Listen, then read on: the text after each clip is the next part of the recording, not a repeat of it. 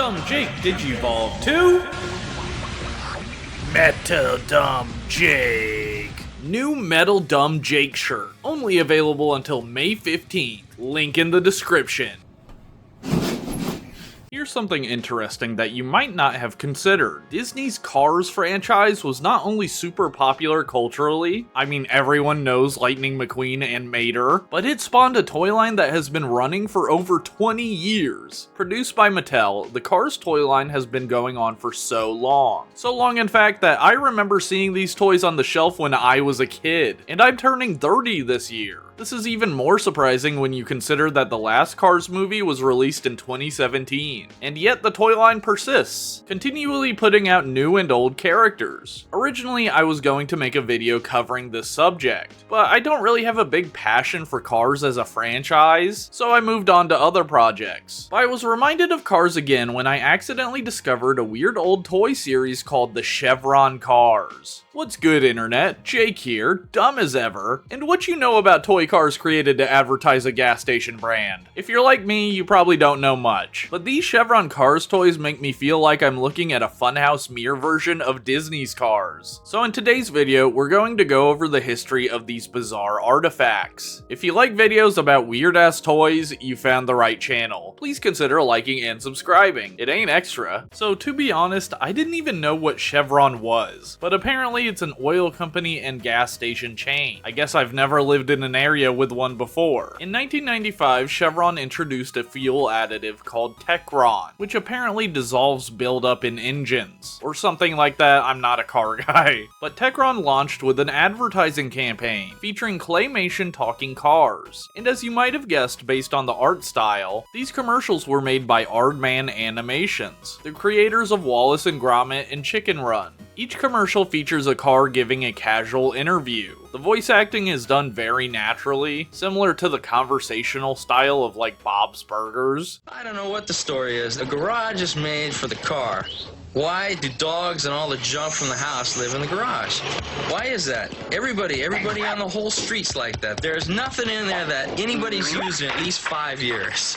And what's even worse is I don't even get the high-octane fuel that I'm designed for. Like Chevron Supreme with Techron.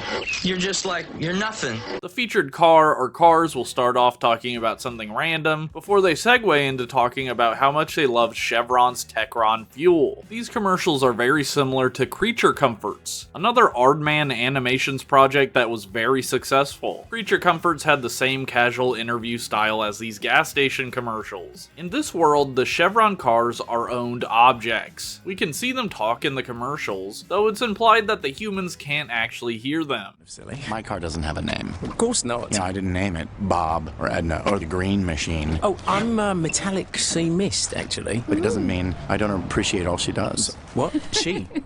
She gets me to work, to school. I thought I was a guy. So I always fill up with Chevron with Techron. Oh, well, in that case, yeah, I'm cool, I suppose.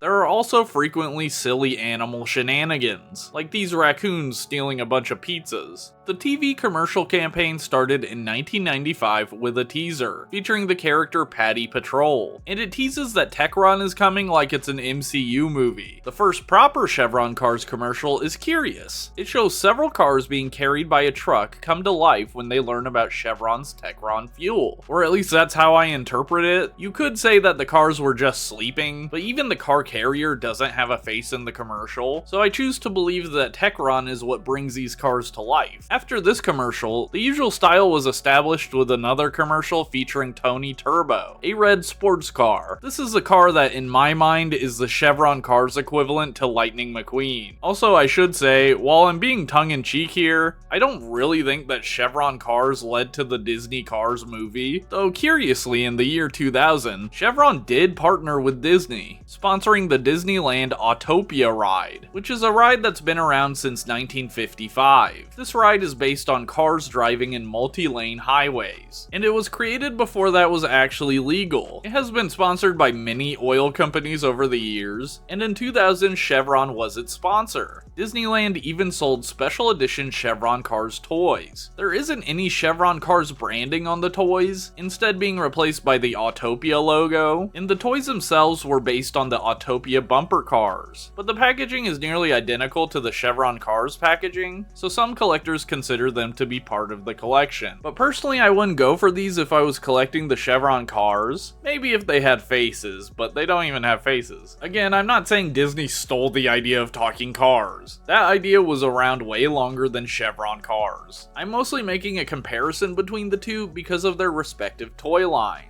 Much like the Disney Cars toy line, the Chevron Cars toy line went on for many years, about 15 years in fact, and they were exclusively sold at Chevron gas stations. The line was discontinued in 2011 due to poor sales, though to this day Chevron still uses a form of Chevron Cars for advertising, though the commercials use CGI now, and while some of them retain the Aardman style, some have way different designs with the same general idea. Unfortunately, there doesn't seem to be a cataloged archive of the commercials, so I'm not sure when exactly the last Aardman animated commercial appeared, but based on my research, it was likely around 2009. Now that we've covered the background of the Chevron Cars, let's talk toys. The Chevron Cars toy line began in 1996, a year after the commercials started airing. These toys were sold in Chevron gas stations, and unlike normal toy lines, they weren't released in big waves. Every year, only 2 to 7 Chevron Cars would be released,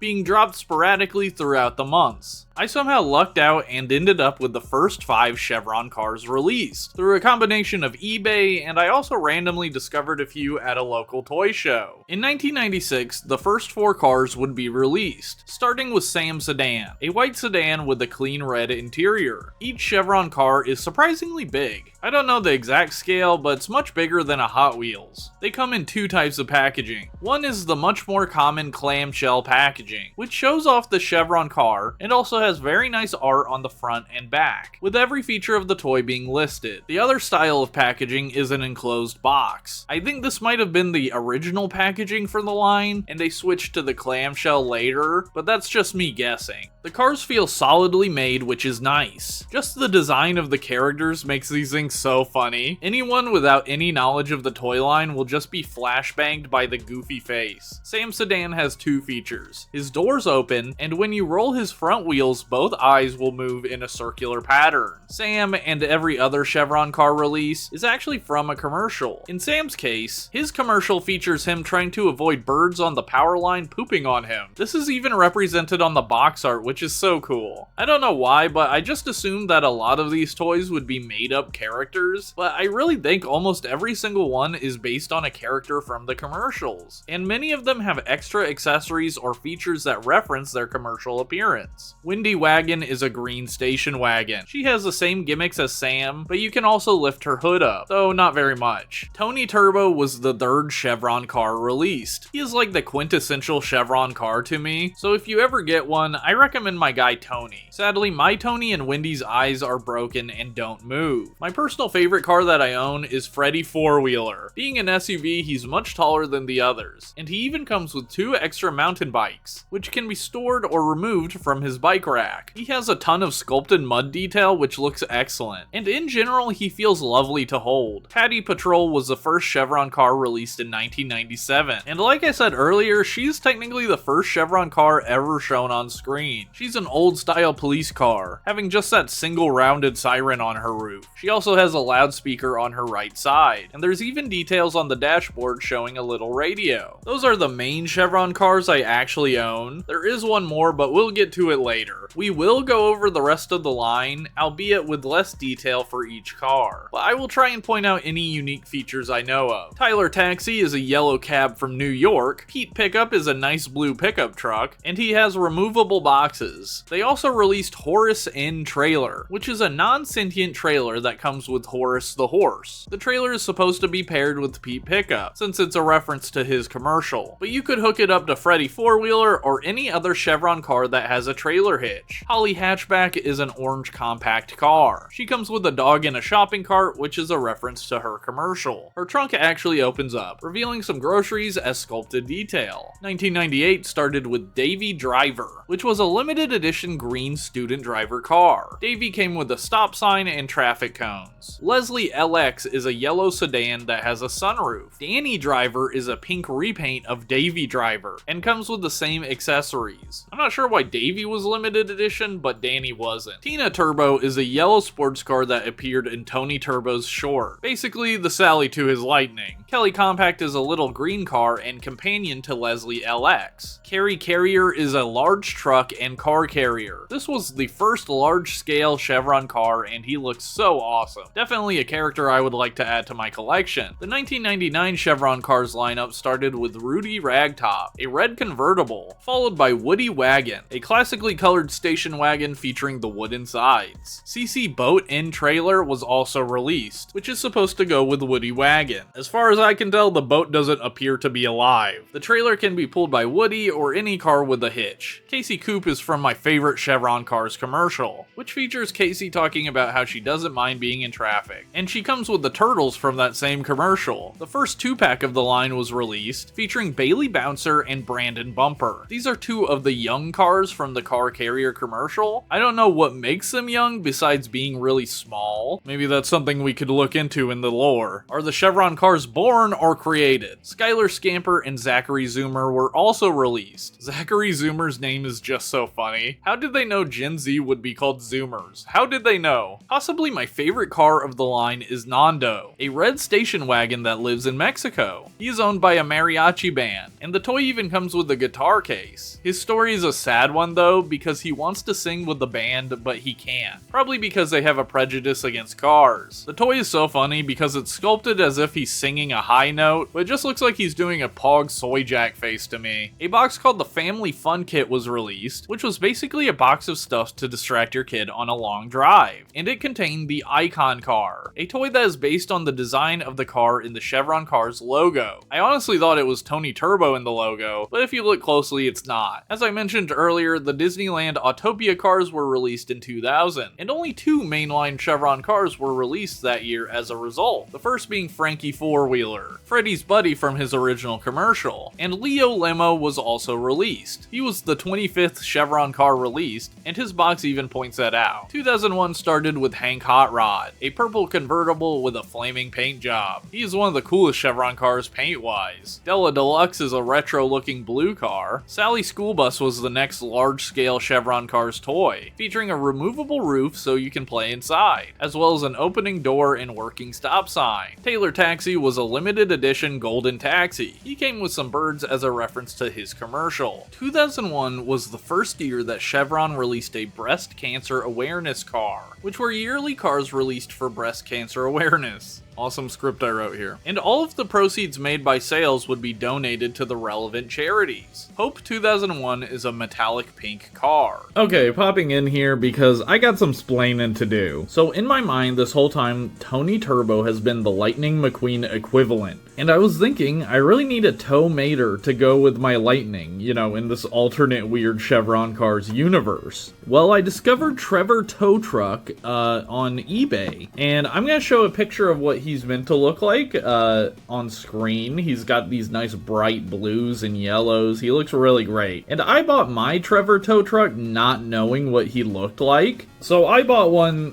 that I thought had the original colors, but I'll just show you.